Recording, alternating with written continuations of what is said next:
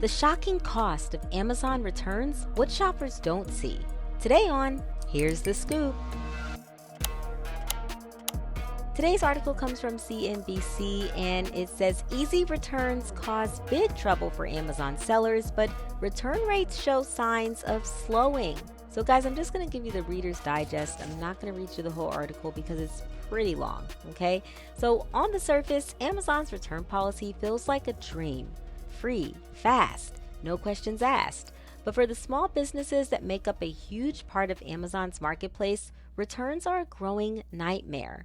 Fraudulent returns jumped to 14% of all U.S. retail returns in 2024. 14%, guys, of all U.S. retail returns in 2024. Crazy. Costing retailers a staggering $890 billion. Behind the scenes, some sellers are pulling out of Amazon's Fulfillment by Amazon FBA program or leaving the platform entirely after shocking incidents like customers receiving used diapers or milk chillers filled with rotten breast milk. Yes, seriously, that's actually what happened. Somebody received a used diaper and a milk chiller with rotten breast milk in it. It's disgusting. Rachel Barron, owner of Bow and Bell Littles, said her business nearly collapsed after Amazon restocked and reshipped soiled swim diapers to unsuspecting customers. Ew. Quote, they were actually 2 diapers that were sent out that were poopy, she said. And she's not alone. Lori Corlett, who sells protective cases, reports just over 1% profit margins, all due to fraud and return abuse. Her return rate is 4% on Amazon, but only 1% on Walmart. Wow. Guys, that's crazy. So only 4%, like 1% on Walmart, but 4% on Amazon.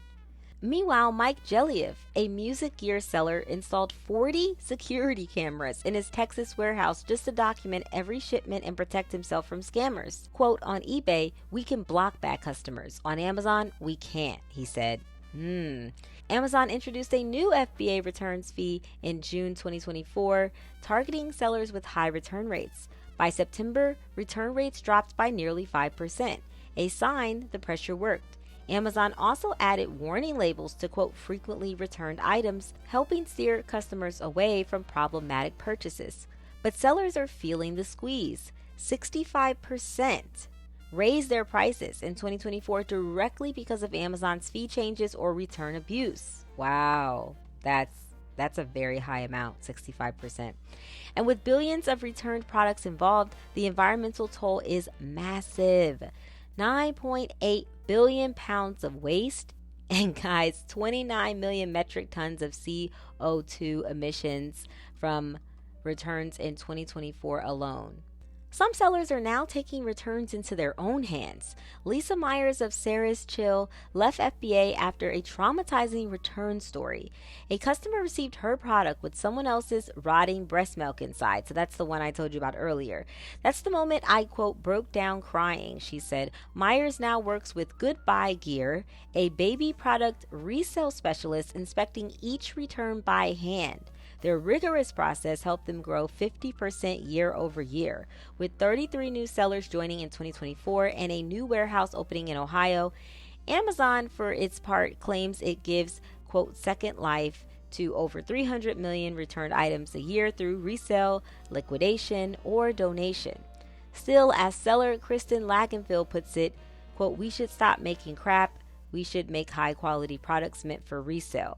So, some people feel like some people are selling crap and that's why there's high returns. Other people feel like, hey, the Amazon Fulfillment Center fulfilled by Amazon FBA program is shoddy, right? They're not really checking our stuff. They're not checking our products in the warehouse to see if stuff is right. They're just sending out stuff. And sometimes they're mixing up stuff that's been returned with stuff that's new, or, you know, for stuff that's been returned with stuff that's new. It's just crazy, right? And this just goes to show you that, you know, Amazon has kind of grown so big that they just really don't have a hold or a toll on what's going on in their warehouses a lot of the times, right? And now this is all caught up to them. I actually feel really bad for these small business owners, because really the whole Amazon FBA program was supposed to make their lives easier, because basically how it works is they basically take out a fee of like 25%, they being Amazon, so that the product is housed in the Amazon warehouse and it could ship out fast and they don't have to deal with the shipping it to you, right? But they've dropped the ball there, and that's why there's a high return rate, because people are scamming on Amazon. Amazon doesn't have a way to block the scammers like eBay does. So basically it seems like Amazon doesn't really care about their sellers. It seems like they care more about their buyers. But if there are no sellers, there are no buyers, right? So they have to care more about their sellers. So this is why I guess they started their new returns fee. And then it dropped 5%. But I also have a comment about the frequently returned items. I've seen that when I've shopped on Amazon. I've seen frequently returned items on some products, and I feel like that's also could be invalid. So say for instance, this product has been scammed a lot. People have purchased the product and then they've returned it just to make money. And guys, there's a whole video with this. I didn't want to play the video because it was 16 minutes long, but I'm going to put the link below so you guys can watch the video. It's kind of like it's kind of long, but it's very, very good, because they basically went into detail and showed real returns, fraudulent returns. So for instance, somebody sending back a brick in a box, right? Somebody sending back an empty envelope where they somehow were able to blow air in it, or something crazy like that. Like, people have really gotten creative about their fraudulent returns, and you'd be surprised, people are not sending back the stuff that they said they were going to send back, meaning they're not going to Whole Foods to return that stuff to Amazon. They're coming to UPS or someplace with the box already taped up, and then there's no checking the box because they can't open it and check it. They just send it back, and then they get scammed because Amazon automatically gives you your money back, which I don't think is right as well for these small business owners. So again, if they have frequently returned items on the product, how do we know that that is a item that's frequently scanned? That's a frequently scammed, it's not scanned, sorry. That's a frequently scammed item, not a frequently returned. You know what I'm saying? So that's also kind of shady, and that's why they've raised their prices as well. And so that's why they're trying to get off of Amazon. A lot of these small businesses want to leave Amazon because it just seems like they're not really supporting them. So what do you guys think about this in the comments? Let me know below. Or if you're a small business owner selling on Amazon, how hard is it for you? Or is it not hard at all? Are you winning on Amazon, or are you really hurting? Let us know below in the comments if you've seen, the frequently returned items sticker on products, and if you bought anyway, how did that turn out?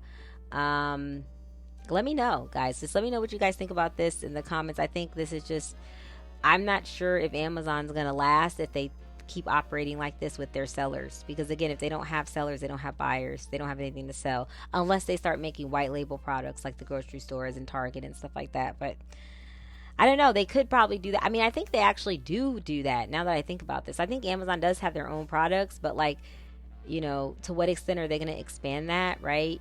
People come to Amazon for the diversity of products, not just Amazon products that they're selling. So I don't think that will work as well as they would think it was. They can't really replace the seller like they want to, but I don't know, you never know with Jeff Bezos. I don't know, he might be thinking about how to replace the seller right now. But yeah, guys, let me know what you think about this in the comments. Thank you for listening, and I will see you next time.